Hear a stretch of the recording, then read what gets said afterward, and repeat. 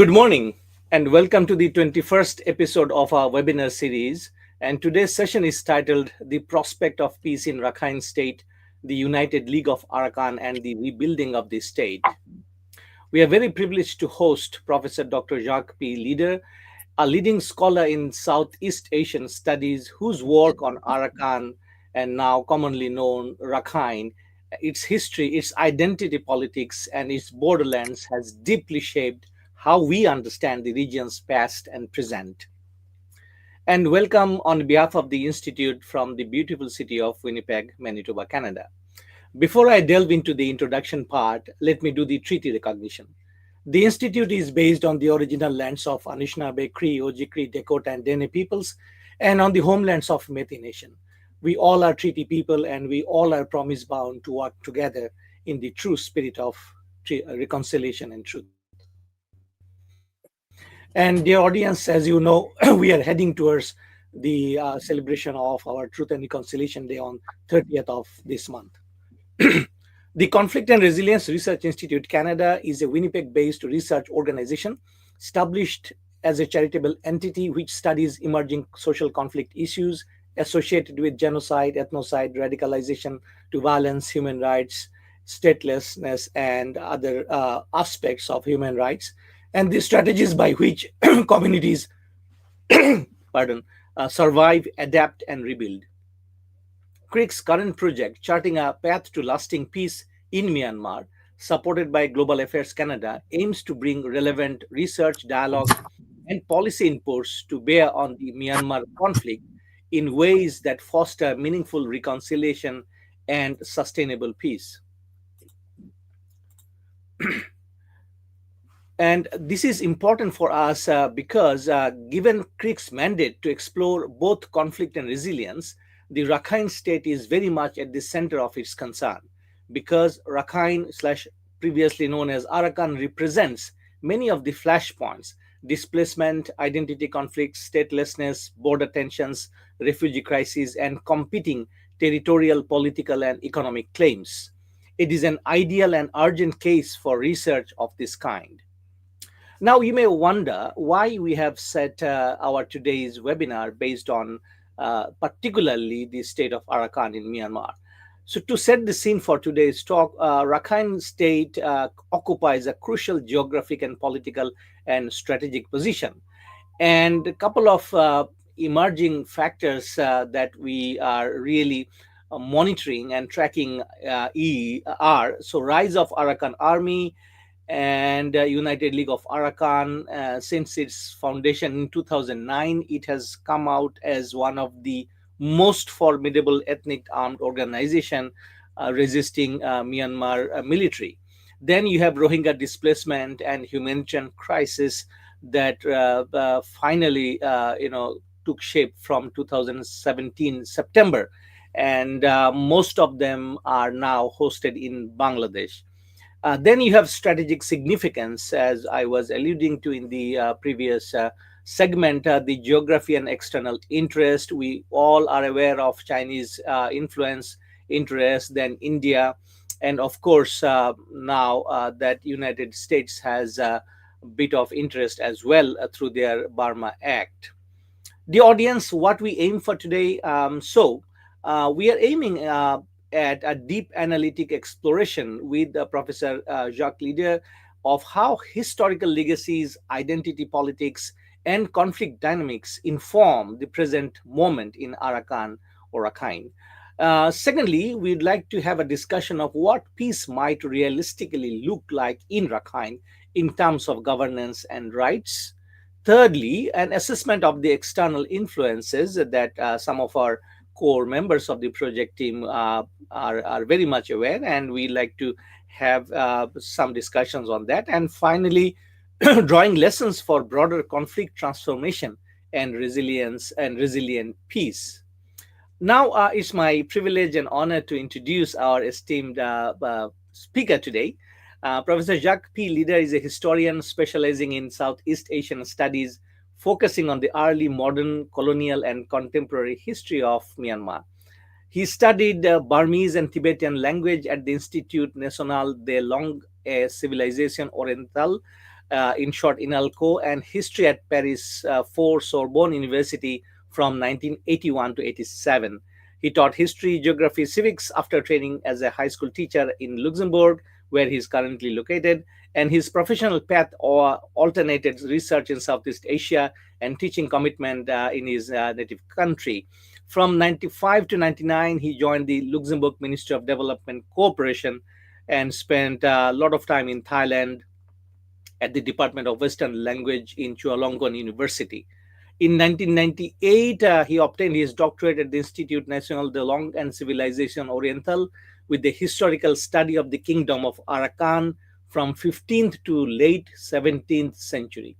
And in 2008, Professor was in charge of the construction of EFEO's new research library in Chiang Mai, inaugurated by Her Highness Princess Sirindorn in 2011. He was counselor of the embassy, and he was also the head of the EFEOs. And Professor has published widely, as you all understand, the history of Arakan and pre-colonial Myanmar. So, with this brief intro, we are really delighted and also excited at the same time to welcome Professor to speak about this issue, and from where we'll be learning much. And as typically we do, we will listen to him initially for around 20-25 minutes, and then we'll join together to have some question and answer session. And before I welcome and give speech to Professor, let me also tell you that we are joined this morning by two esteemed scholars from the west of Canada, i.e., beautiful British Columbia, Professor Bob Anderson and Dr. Muhammad Zaman.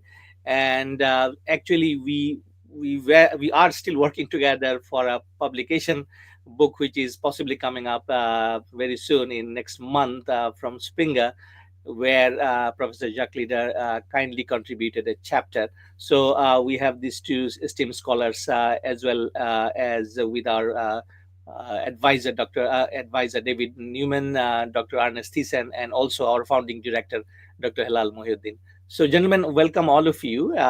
Kindly to consider joining our today's morning session with Professor Jacques Leader. Professor, you are waiting for long, so I will stop here and then I will go to listening mode, because this is what is important. And please, floor is yours. Go ahead, sir. Thank you very much. Thank you very much for having me here today. I feel truly honored to speak in the context of this CRRIC forum and to contribute to the complex discussion of peace and reconciliation in Myanmar. I'm not sure I will match the description now. I try to navigate the topic, and though I have this background in old history, early modern history, this is going to be very contemporary, and I'm somewhat taking also in the context of partly Rohingya critic position for the reason that those positions are extremely well known by those who participate today. So I should begin with a caveat saying that I'm neither a peace specialist nor an expert on reconciliation. I speak rather from the vantage point of a historian, that's clear, someone who has spent 4 decades studying the region and its people, and also as someone who has accumulated many personal experiences living and moving within Myanmar and the neighboring countries. My first visit to a refugee camp in Bangladesh goes back to 1993. Those were refugees who had left North Rakhine State during the mass exodus, the second one, 91, 92. And at that time, the Muslim population of North Rakhine State then only was increasingly being referred to as Rohingya in the media. Yet back then they were still a relatively obscure group in the wider global imagination. We were very far from the storm of worldwide attention that engulfed the Rohingya issue after 2012. And there's a simple reason for that. In the early 1990s, very few people, whether in Southeast Asia, South Asia, or elsewhere, were interested in those refugees or in the historical background of the region they came from. That has changed, at least partly, over the last decade. So let me start with some reflection on obstacles. The very possibility of speaking positively about peace and reconciliation in Arakan or Rakhine State requires us, I think, to be honest about the barriers in front of us. First of all, what do peace and reconciliation mean in this context? Today, Arakan, as you have reminded us, has been liberated to a very large extent from direct Burmese military control. And I think there's now a real chance to rebuild a nation in which all populations of Arakan, be they Buddhist, Muslim, or others, can come together and invest their energy in rebuilding their homeland. Reconciliation in this sense does not mean solving the problems of one group at the expense of another one. It does not mean a zero sum game in which one population must prevail while the others are losing out. Rather, reconciliation means finding a mode of coexistence in Arakan where equality, freedom of movement, and justice will be guaranteed for all. Now, talking about such a process requires transparency about the interests, the worries, and legitimate interests and concerns of the two major population groups, ultimately all the population groups living in Arakan. And this is where I think we immediately run into a number of obstacles. And one obstacle that I see with a kind of long look at the context of the region is the way that Arakan has been projected in the media since 2012. Since 2012, the international media and notably activist groups have presented the problems and challenges of Rakhine State almost exclusively through the lens of Rohingya victimhood.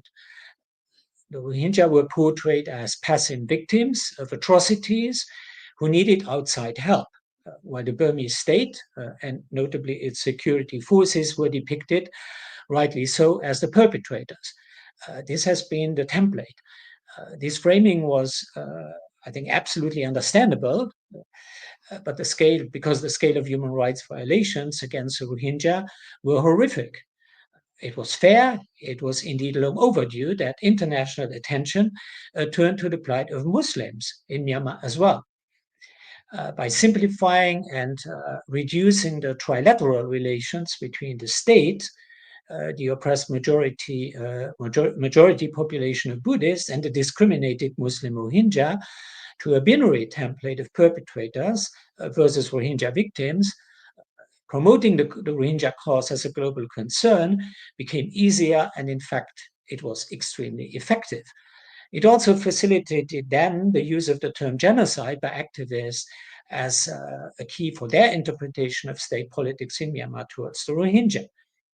But this very success, I think, has created an obstacle when we now speak about reconciliation, because the picture that has emerged is somewhat lopsided. It reduced the story of Arakan to the story of Rohingya victimization and erased the aspirations and the concerns of the Arakanese Buddhists.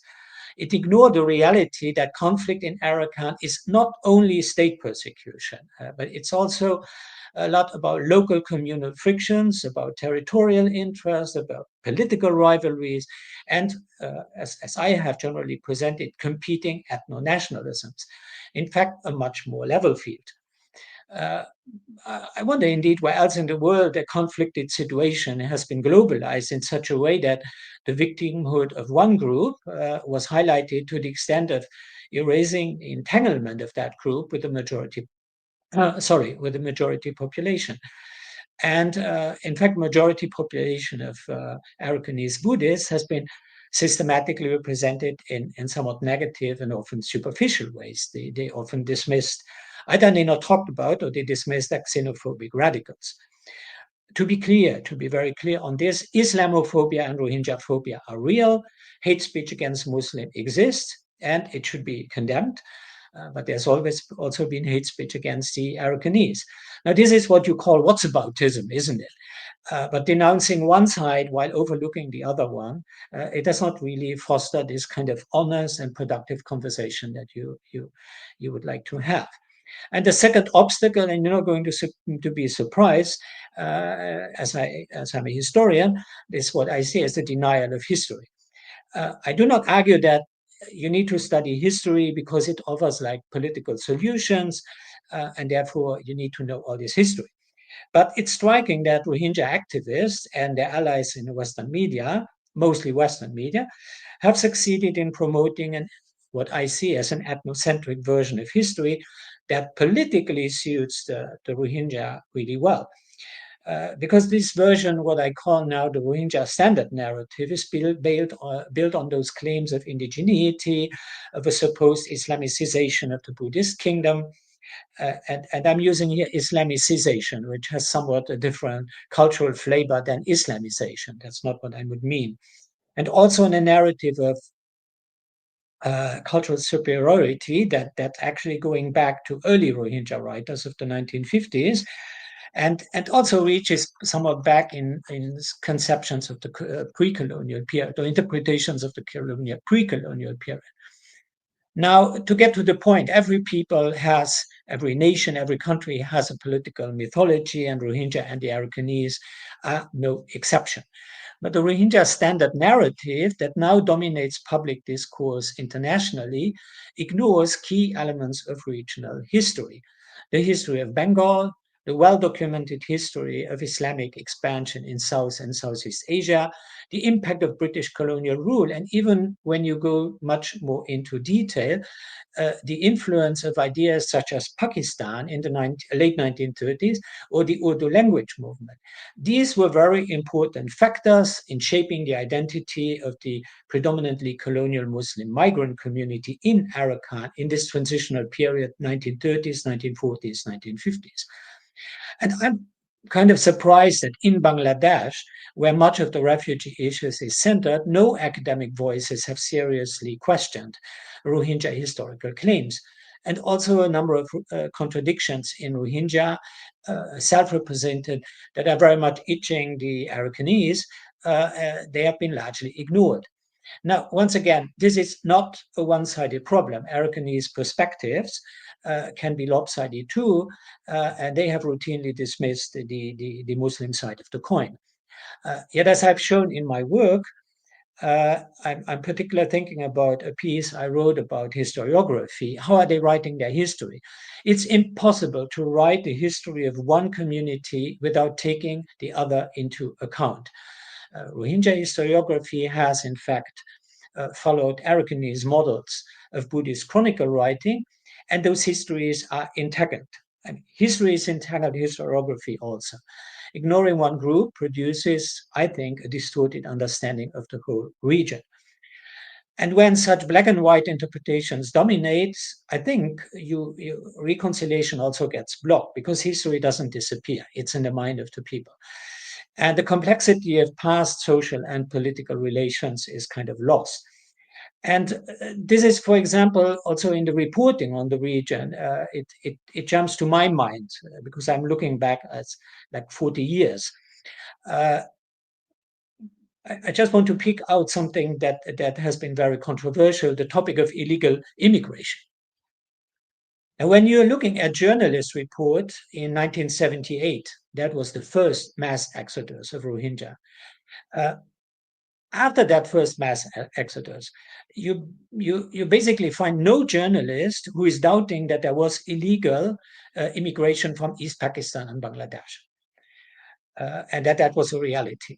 Now, by 2012, no journalist dared to do the same because somewhat this concept, this idea, who would go from a poor country to an even poorer country? That was the argument. So there can't be anything like illegal immigration at all.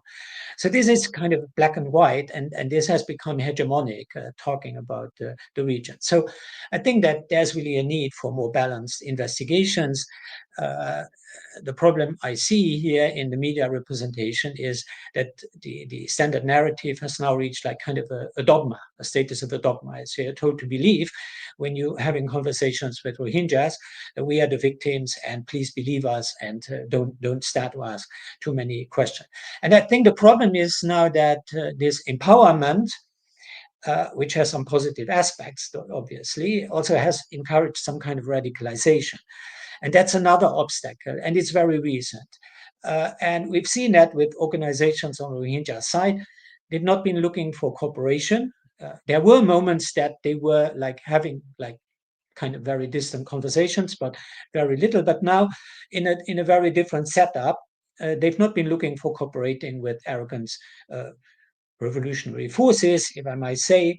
Rohingya armed groups such as ASA and RSO have rather chosen to align themselves with the Myanmar junta against the Arakan army.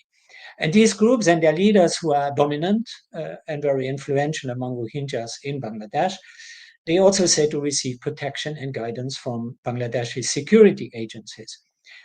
And to my regret, this radical stance has spilled over into diaspora organizations like Burmese Rohingya Organization of the UK, which has now targeted, I think it's last week, the Arakan army in international legal complaint in Argentina, lumping them together with the Myanmar army and even the Aung San Suu Kyi. I think some of you might be familiar with that. So how can we talk about reconciliation when the most influential Rohingya actors take hostile position against the very forces that, to a fair degree, can claim legitimacy with the Buddhist majority in Arakan? Now, there are quite a number of people who will argue, and do argue, that these armed groups do not represent true Rohingya civil society. I think they are right. But we must be honest, without the armed organizations, the Rohingya nationalist ideology that goes back to the 50s and 60s would never have survived. Okay, that's kind of categorical statement, but I think so. The dream of a separate Muslim state, for example, has been historically central to Rohingya identity. And I think ignoring this fact now does not help to move us forward in the discussion. So taken together, these three obstacles do not bode well for reconciliation. Nonetheless, I wouldn't sit here today and speak if I wasn't remaining somewhat optimistic, for the sheer reason that both Buddhists and Muslims in Arakan have long yearned for peace. Since the communal violence of 2012, attitudes have changed. A generational shift has taken place. It's rarely acknowledged, I regret that. Political conditions have evolved. And so let me now speak a little bit about those changes. Now, the rise of the Arakan army has been the most transformative development in recent years. I think we will agree on this point. Since 2018, the Arakan army, the AA, has largely pushed out Myanmar's military, and its civil branch, the United League of Arakan, has now begun building the foundations of a new state. This is not merely a story of military expansion. I think what matters here are also the ideas behind it. The AA and ULA represent a new generation of Arakanese leadership. Unlike the older, more introvert, traditionalist, radical, extreme Rakhine nationalism, I think that this movement represents itself as both revolutionary but also inclusive. The AA is motivated by a vision of a political system that practices inclusiveness across ethnic and religious lines. Since 2022, it has invested in building institutions that give communities a voice.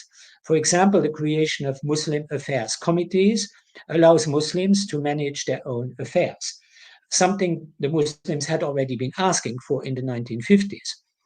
Now, inclusiveness is not only a principle, it's a necessity. Muslims make up 4% in Myanmar, but Muslims make up a third of Arakan's population. You cannot have a state building project and it cannot succeed by antagonizing such a large share of the population. I also see that AAULA has adopted mostly a pragmatic approach of cooperation, sharing administrative and security responsibilities with local communities. And when I just look at last week, Muslims have joined, it's reported Muslims have joined its ranks by the thousands. There was a figure quoting 5,000.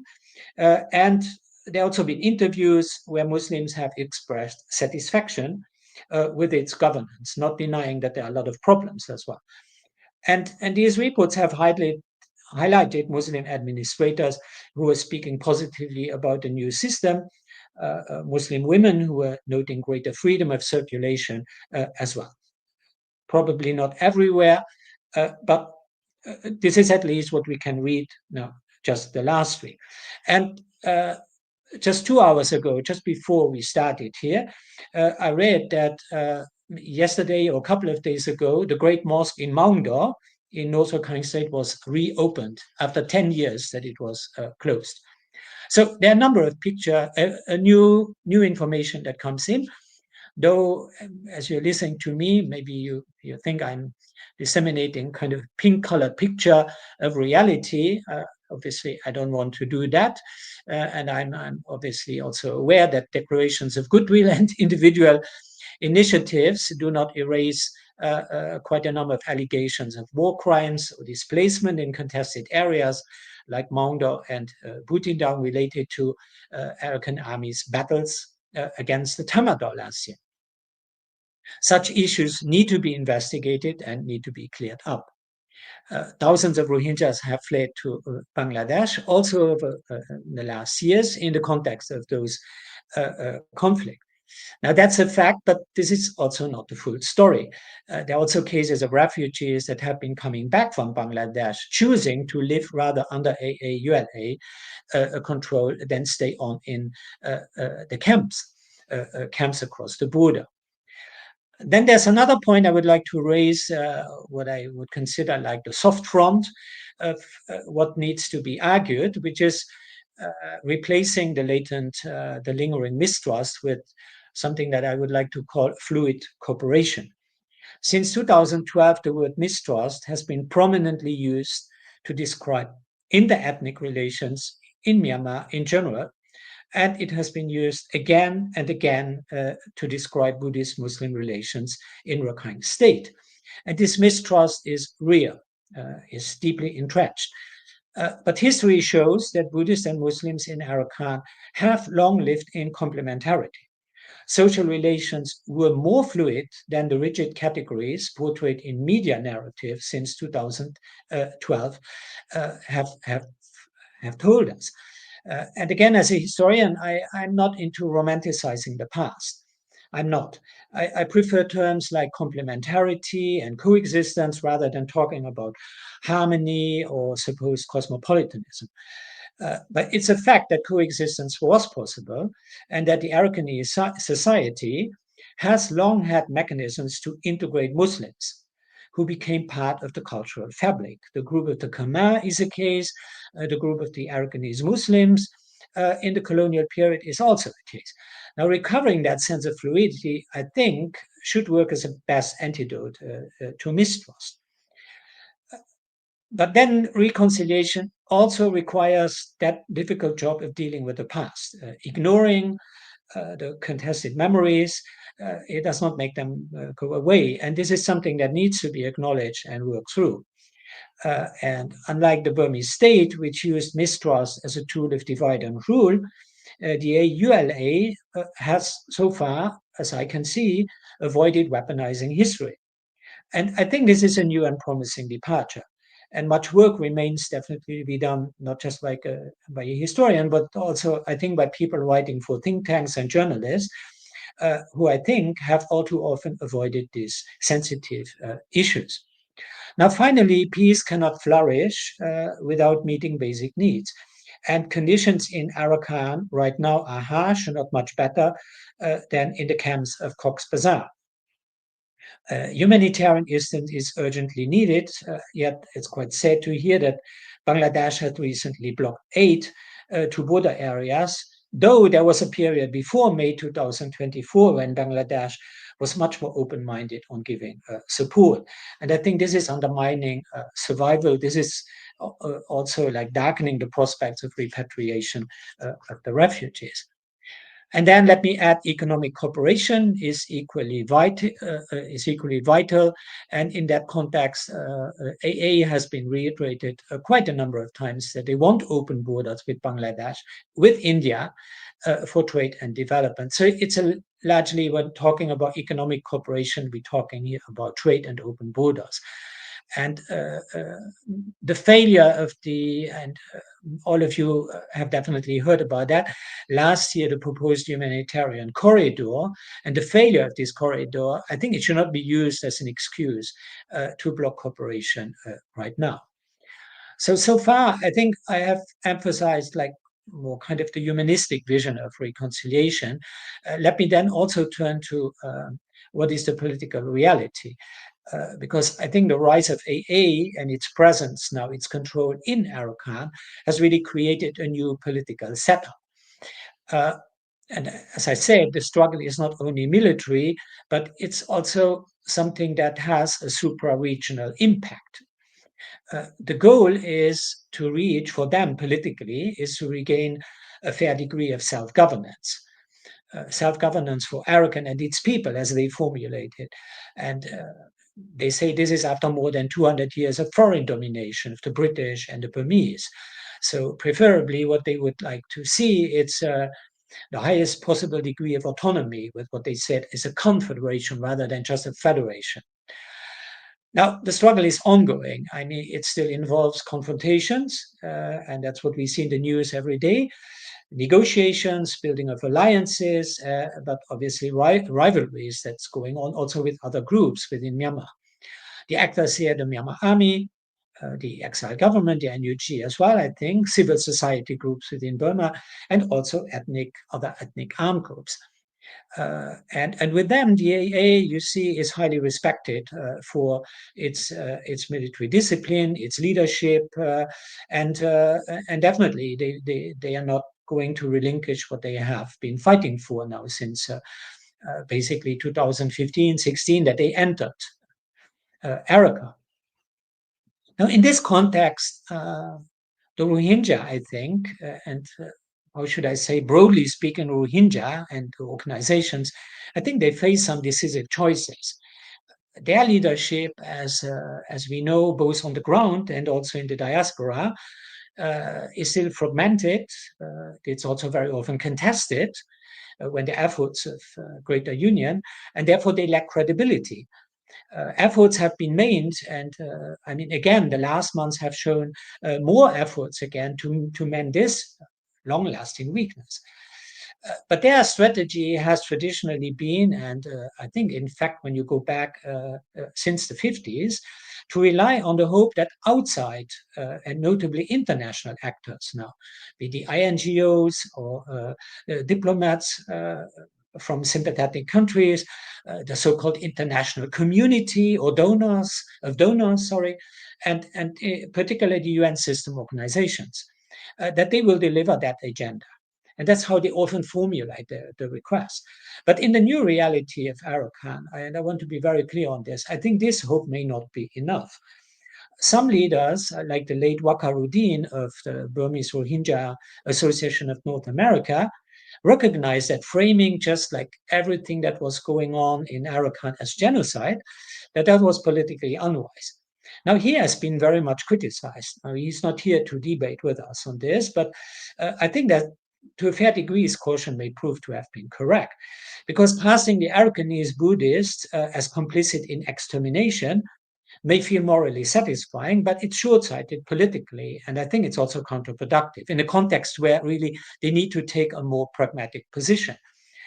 Now, seeing diaspora organizations like the CRRIC in the UK targeting the Arakan army now with legal accusations just right now, I think that risks alienating the very actors with whom the Rohingya actually need to find some common ground at some point. Now, maybe not today, but possibly tomorrow. Now, ASA's and RSO's alignment, or like kind of messy alignment with the Myanmar junta, their elite oppressor, I consider that as a political mistake. In contrast, recent interviews with ordinary Rohingya in Cox's Bazar, and here I quote interviews that they had, like during the conference that was convened by the Bangladeshi authorities end of August, show a much more pragmatic attitude. Many civilians do not see the Arakanese as enemies, and they express willingness to live together. Now, this civilian readiness for coexistence contrasts with that militant strategy of maintaining hostility and maximizing media attention. And I think we must also, when we are talking about this, what are our hopes for the population inside, place the new Arakan in the broader geopolitical context. China and India are pursuing their own strategy, and they have economic interests in the region. For India, that is very clear. I mean, their project on the Kalada River will give a shortcut to reach Northeast India. That's extremely important for the Indians. I mean, they're talking about since 20 years. Talking about China, you all know it. It's the gas pipeline, it's the oil pipeline, it's a creation of a special economic zone. They're not just going to abandon it. For them, that's a priority. So for them, the first address to go is not the Rohingya, but it will be the Arakan army. And I think Bangladesh too will ultimately have to deal with the AA, and to do in the spirit of 2024 rather than 25 if it wants stability on its border. And it's in this larger framework, and I think that the Rohingya issue is not going to be the central concern for those regional powers. That is a reality that we must recognize. So to conclude, Arakan needs a project for the future. And the Arakan army appears as a stable force. It enjoys some independence in resources. I could elaborate on these points, but I won't do that now. It has some credibility on the Myanmar side, not in the concentration of many Rohingya, that's true, but it definitely has legitimacy with the majority population. And I think for the Rohingya community, this means that they must some choices because there is no other partner they can talk to when they want to return home. You talk about repatriation. You need to talk about those who have, I don't want to say the boots on the ground here, but who have a credible link to the place where they are. So moral arguments are important, but the political realism, I think it's also necessary. So betting solely on the international sympathy and support, it will not secure a place in the new Arakan. And also, I don't think in the new Myanmar. Whatever, there's a Rohingya recent NUG government, exile government, but I simply think that's not enough. So my conviction has been for a long time that the real chance for dialogue, peace, and reconciliation lies within Arakan, within the people who are in Arakan. And you get me right when you understand that my belief, my trust is less in international conferences, where there's a limited set of stakeholders who are invited. It requires ultimately Rohingya Muslim and Arakanese to face their internal past, to acknowledge each other's presence, and to build a shared future. I believe this historical chance exists, maybe not today, but it exists, and I believe it can only succeed when it emerges from within. Thank you very much. Thank you, Professor. What a what a beautiful presentation. And I think most important part, which I take away from your deliberation, is on the one side the moral argument of the situation versus pragmatism which exists. And I completely agree with you that in the past, both the communities lived together in harmony and peace. In 2018, in one of the interviews that I conducted in the camps with a few elder Rohingyas, those who can, of course, came in September, and they exactly told me the things and which soured after 2012 with other factors. But I completely agree with you, Professor, that these communities lived very peacefully at some point in history, and we need to revisit how it happened in order to building peace. Having said that, Professor, let me bring our esteemed participants today in question and answer session. And I think my priority will first go to Professor Bob Anderson and Muhammad Zaman. Dr. Zaman, so because you are just fresh writing this chapter, so why don't you kindly engage Professor with your questions out of this presentation, and then I will invite our core group of the Conflict and Resilience Research Institute. Bob. Thank you. Jacques, can you hear me? Yes, It's very nice to hear you and to see you, and an honor to have you among us. Uh, I consider myself your student, if I may put it that way, that you have taught me so much about the 18th and 19th century that my education was profoundly lacking. And now, from now on, it will be easier for other people to read what you have to say. And I want to focus just on our um, skewed knowledge of the current sociology of the uh, Rohingya community in Arakan. And the main resource that they enjoyed, they provided labor on a massive scale, but also they owned land. And my own understanding is very weak as to whether the Myanmar courts up to 2012 or 2014 or 16 were recognizing the land deeds, the title ownership deeds of these Rohingya families and lineages, which were in some cases substantial, in some cases extremely small, but there were Rohingya lineages that had assembled considerable land. Do we know what has happened to the the test in court cases since those days of ownership, and has the kind of the pushing out by the Myanmar army uh, diminished or erased that claim to land ownership? And is the Arakan army, uh, what's the word, prepared to entertain recognition of those land ownership deeds? I would wish to give you a clearer answer to this. I totally confirm that when you go back to the colonial period, to the British colonial period, we're talking about ownership. The people who migrated there, the settlers, they got the land, they owned the land. There's no doubt about that. I recently draw attention to the fact there's also a social dimension that is sometimes not acknowledged. Talking generally about Rohingya, like it would be an equal society.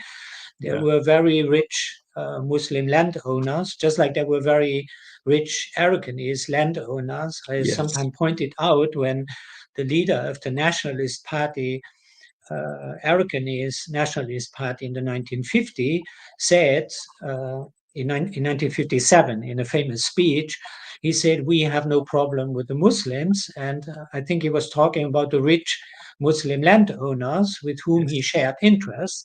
So I don't want to introduce a Marxist perspective now, but I think it's relevant. And those landowners, in fact, they owned land often on two sides of the border. They did. And Yes. I mean, this is more like a kind of a hidden secret in a way that they were owning land in East Pakistan or Bangladesh and also in Arakan. I think that that land owning elite had left in the early 70s. Uh, I won't go into a long explanation on that, but I have some reasons to think, because there were actually those, I think, who saw that with the Newin regime, there wasn't much hope. And they moved out Right. uh, in the early 70s, because I see that in a way that there were those who arrived in Chittagong and created association in Chittagong already several years before 78, before that mass exodus that brought then people who were sitting in the road, had no place to go, and so on. Now, about that there was recognition of ownership there. I mean, we should bear in mind that the Burmese army never could have been able to rule North Arakan with the collaboration of a part of the society. That's correct. And it's obviously those who have not run away were also probably those who were like in strong connection with the regime. I mean, one cannot deny that; it would be impossible. And so I don't think that there was like taking away or suppressing all kind of property there. Now, when you're asking me what's in the current situation, I don't think that ULA is now already they have all problems on, they are loaded with all kind of problems, that this Yeah. kind of thing, that's not a priority now to take away the property of people. So I obviously that I have no idea about that. Thank you. Professor Zaman,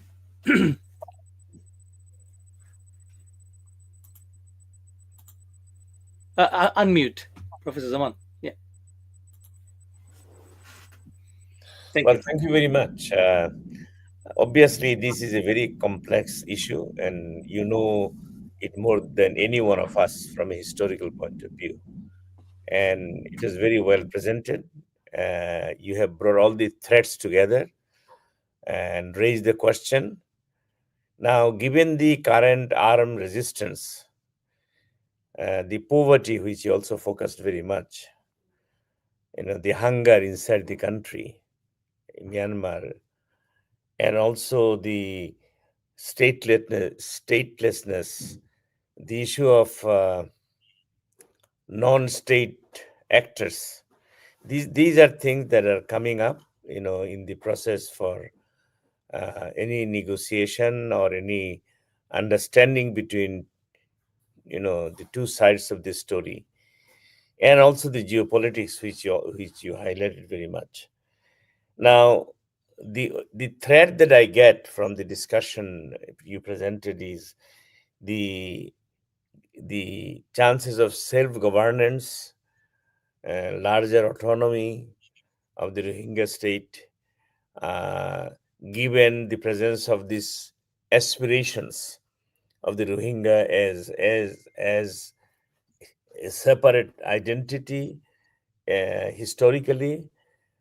Is it the right way to go? That is my question. Whether international communities should really, in addition to dealing with all the contemporary issues, they should really focus more on developing a strategy for a confederated status of the Rohingyas within the Myanmar state. Thank you. The, the, the question that you raise it with regard to Myanmar, and I won't make any predictions on where we go, because the situation has been going from one confusing state to another one. Now, the latest news is that the Myanmar junta is getting back some of the territories that they lost. There also AA is involved with battling in Pugu, in Mugwe, in Irrawaddy divisions right now. So there's a lot of, let's say, complexity around that. I think there would be too many questions to embrace now to make predictions on that. But the point that you make is obviously about what would be the status of the community, where would that be, where would they be? And I think that is one question that I did not put in my presentation here. And it's in my view, it's not clear. One doesn't sometimes know when Rohingya speakers speak up. What's the audience? Is the audience Arakan? Is the audience Myanmar in general, or is the audience going beyond? Are they talking to international audience to argue for support?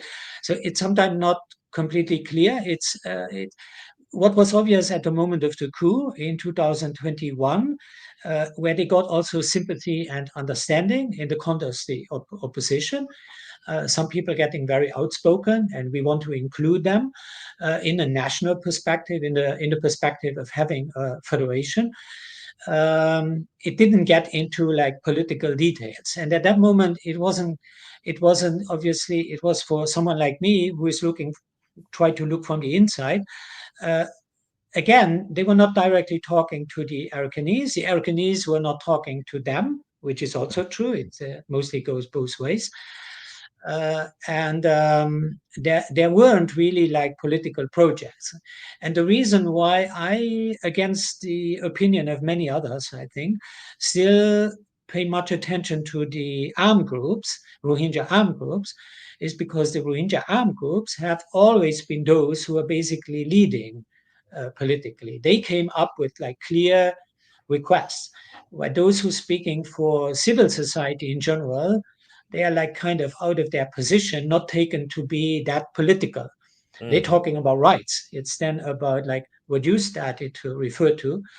And sorry, I didn't talk about the statelessness issue because it seems to me like you can discuss that. I mean, citizenship is something that should be obvious. You're not going to talk with someone when you start to say prove your right to be there. I think this is something obviously that needs to be clarified, and I think it's also not something that anyone is going to contest now. Thank you very much. Thank you. Yeah. Thank you so much, Dr. Zaman. David, do you have something in mind? You can go ahead. I just wanted to pose the general question as to whether the experience of Canada on Turtle Island in North America is of can make a contribution in terms of being a shared experience in terms of evolving from over thousands of years of indigenous really governance in North America to where we are today. And Canada's choice was to become a confederation. And only recently in 1982, with the changes to the Constitution through the Constitution Act 1982, did we actually bring into constitutional language not only the British Empire's way through the Royal Proclamation of dealing with Indigenous peoples, but we actually imported that into our Constitution and went further to leave it up to our courts to really define what were the existing rights of Indigenous peoples prior to contact and up to this date. And the Supreme Court of Canada, of course, has led to what is evolving in Canada as a confederation of shared nations, not just British and French, but shared nations of Indigenous peoples. And the Indigenous nations include First Nations, Inuit, and Métis peoples. So I just wonder, I've offered that I think Canada has as much to learn what emerges out of the situation in Southeast Asia and Myanmar in particular, as they do from us. Thank you. Yeah, thank you. I'm also not a specialist of Canada, so I'm learning. What I positively know is that there's a lot of thinking within ULA while looking at the future of the state. I think there's no contestation. There is no putting into doubt the territorial integrity. As you were talking about Canada, you were talking about how you renegotiate situation within Canada. You're not going to discuss borders. And this is definitely clear with ULA that they don't want to get the territorial integrity questions, but then they're having discussions, they're looking forward to other countries who might be in similar situations and studying other contexts.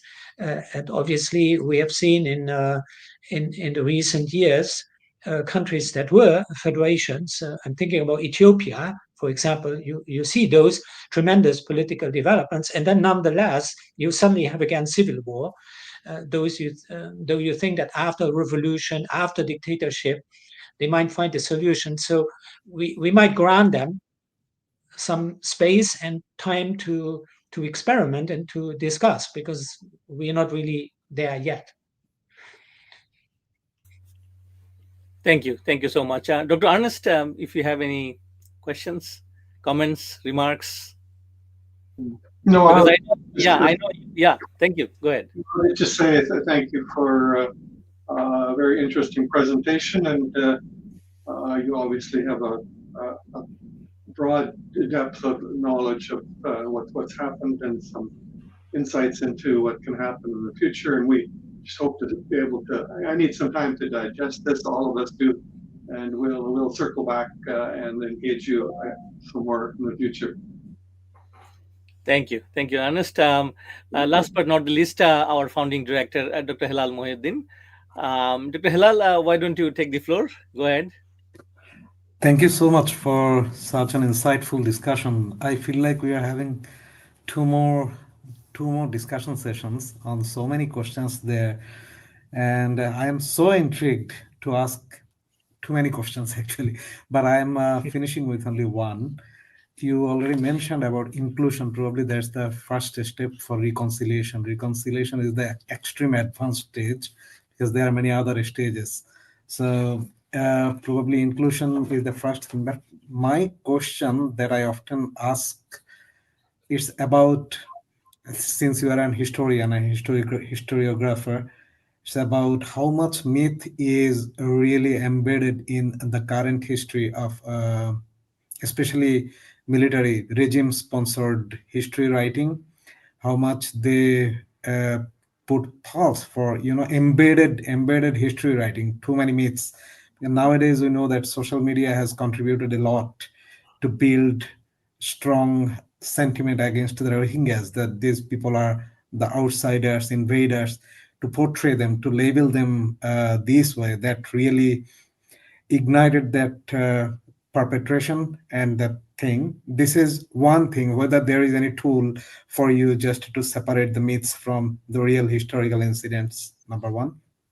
And number two, I am really intrigued to learn why do you really think that genocide, the term genocide, use of genocide, is really counterproductive and politically insensitive and incorrect? Because nowadays, especially in the international court, ICJ and ICC, the Myanmar issue is still very much live there. Probably it's not working out that well, but at some point it will once again come up for discussion. And genocide is a term which is used there very heavily and strongly. We also used in our different references, and all the references and examples are saying. So are you just referring to the case that the term, when we use the term genocide, it will really hinder the prospect of inclusion and going forward for a reconciliation, toward reconciliation? Thank you very much. Thank you very much. Concerning the first point, I mean, you will never ever reach a moment that people will agree on history and interpretation. The problem in Arakan is that at no point there was any initiative to mediate narratives between these groups. One central narrative is around events in 1942, the so-called ethnic cleansing. And if I would have gone on for another 20 minutes, I might have gone into taking a deeper look at that.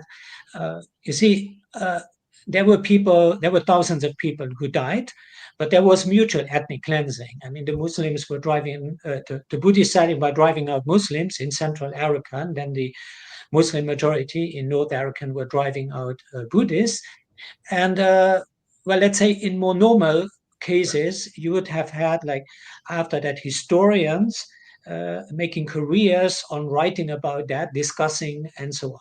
So there would be like kind of a middle ground. And there was never anything like that.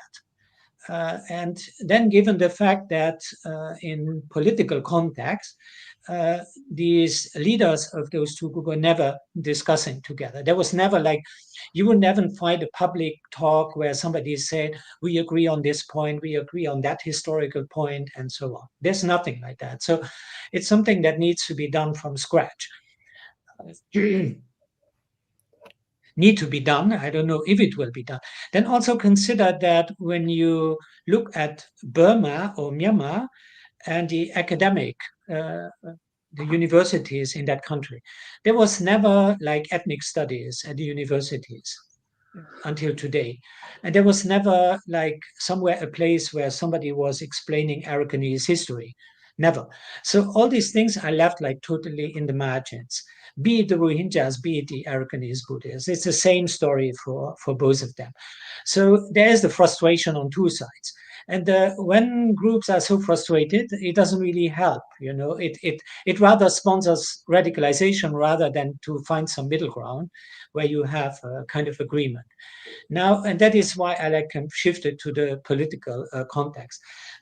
Now, getting to your second point about genocide, I am not going to argue that genocide, the use of the term genocide, is going to be counterproductive. It is rather that if on one side there's the perception that all the Arakanese get wrapped up at being just a henchman of the Burmese, while they themselves consider the Burmese as the major problem for themselves, you really don't get out of this. Is like kind of a trap, I think. That's my point. Beyond that, you see, when I was with the UN in 2015, at that time, I kind of watched how I was looking back at events since 2012.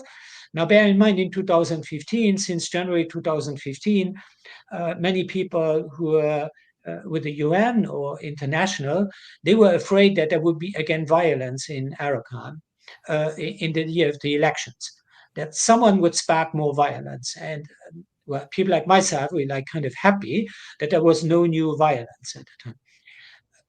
At that time, the term genocide was already getting popular, but it was only activists who were like pushing very hard on the issue, who were emphasizing this aspect of it's genocide. And when you go back, like since 2012, I even took a longer view. You see, the term genocide is first used by North Arakan Muslims in 1951. Now, everybody will agree that in 1951, we are still in 3 years into independence, and there wouldn't be genocide. But the term was already used. The term genocide is also used by the Arakanese regarding the Burmese. So I was like taking a little bit distance, you see, from it, simply looking at how is the term genocide used there by one or the other group. And piling on this, you see, the term genocide is used in regard of Bangladesh. The term genocide is used by the Chakma people in the Chittagong Hill Tracts in that time. So I was looking a little bit, how is the term genocide used? And then you are into using it, not looking just at the facts, but using also as a kind of communicative tool of attracting attention on what's going on. And I do not say I'm only taking that perspective, but I was also using that perspective. Obviously, after 2017, for those who had been using the term since 2012, they said, oh, we told you all along it's genocide. And now you see it with the facts. There is genocide.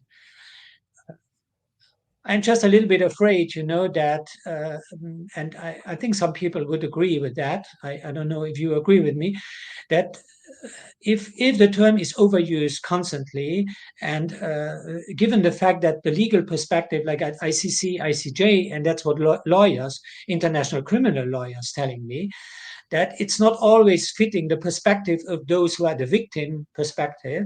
It's not only totally matching with those that legal experts are going to take. So there's a certain complexity in it.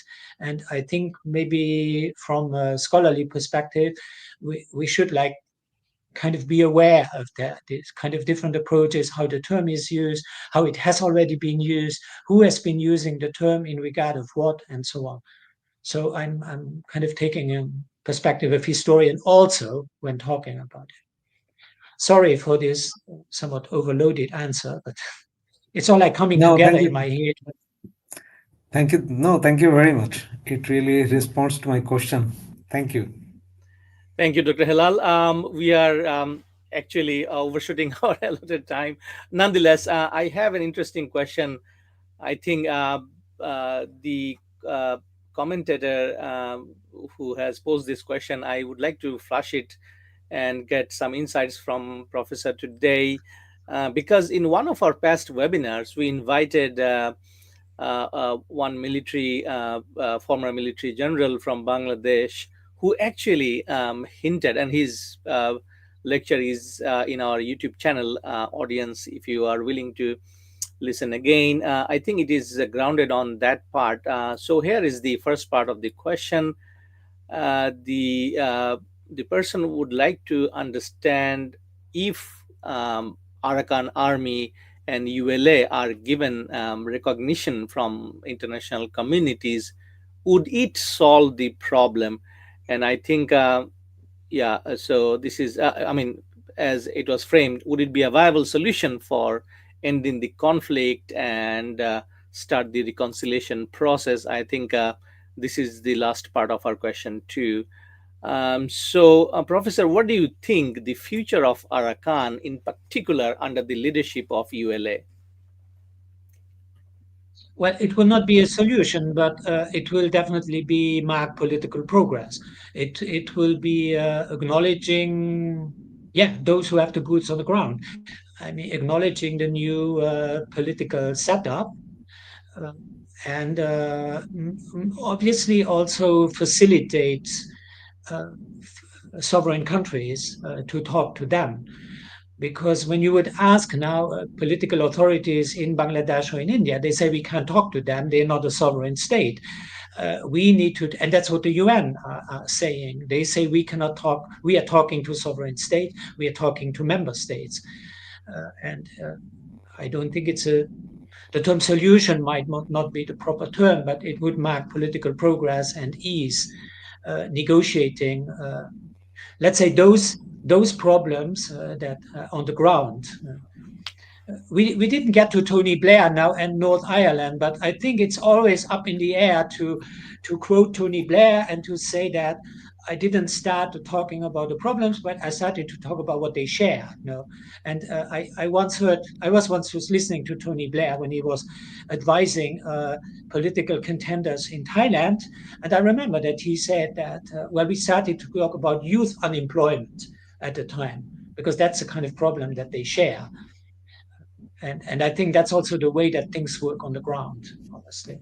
Thank you, Professor. The audience, we're going to wrap this session up, and you have heard Professor Jacques Lidev, and he, I think, very candidly spoke about the pragmatism, realistic situation on the ground on the one side, and the moral argument of some of the issues that we often and frequently see from the diaspora groups and the Rohingya community themselves.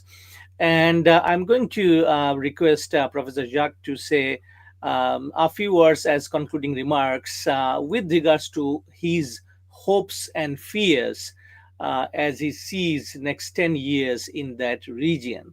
And this question I'm quite intentionally posing to the professor, and with the presence of our panelist here, that because our future actions, especially from my country, Canada, is kind of grounded there because Canada is an observer nation in ASEAN, and the way our government funded some of the Indo-Pacific initiative is rooted in this question.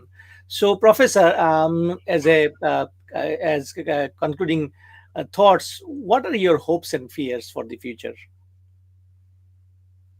Well, the first thing I would like to say thank you to you for organizing this and having me. And thanks to all in the audience here and for the questions. I mean, for me personally, it's always extremely important. Uh, and maybe I've been a little bit scratching some received ideas also, but I think I declared myself moderately optimistic simply because I believe in those people on the ground who say that we can't go on like this and we need peace. And what I would wish is that the there is like more balance in the information and sharing information when it comes to Aragonese viewpoints, because they often presented as more radical than they are. I don't think that those people are more racist than any other people in the world, including Canada and my own country. I mean, there's everywhere there's a share of radicals, and media journalists are happy to quote extreme point of view because they are so clear cut.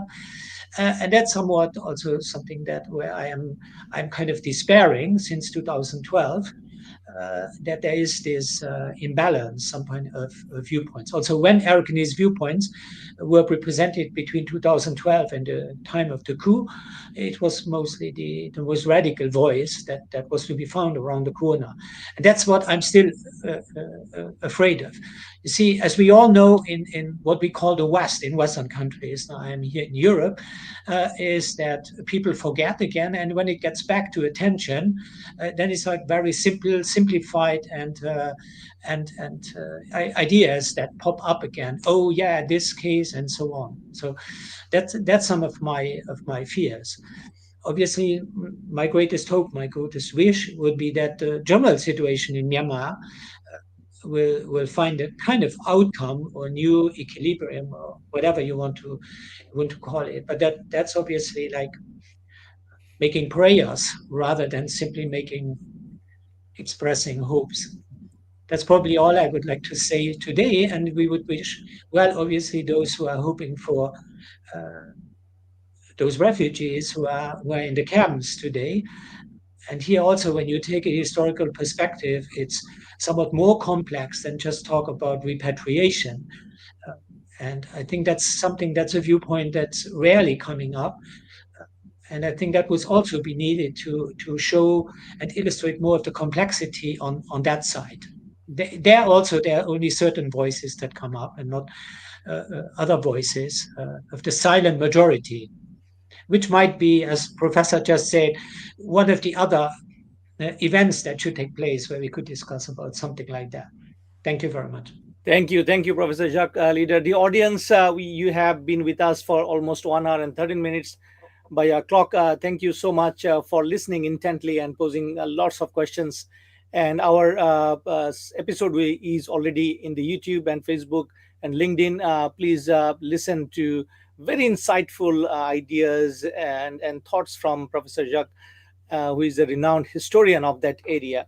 And I do consider myself as like Bob, as a student of, distant student of Professor Jacques, because I have cited enormously in our first book in 2018, where Dr. Hilal and I co-authored. And I think it almost bordered plagiarism because I couldn't avoid citing Jacques leader. Professor, on that ground, official apology. Please don't sue me. But nonetheless, the audience, we are also accepting and acknowledging the fact which Professor mentioned, that there is almost an absence of the voices of Arakan and people of Arakan, people of from the other side. And if you really talk about reconciliation, how do you really think that from one side is going to stretch the ideas and then resolve the solution without the other side? And there are many reasons and there are many complexities. I don't want to hide myself behind those words and polemics, but frankly speaking, as a researcher in this area since actively 2017 onward, I could not really get into the land of Arakan and by extension Greater Myanmar civil society and get to listen to them. So this is definitely a very, I would say, dark, space, unexplored space, which Professor Jacques very rightfully mentioned. And if anyone is listening from Myanmar or Arakan, we are very much interested to talk to you in any platform, in any forum that you are comfortable and you are safe.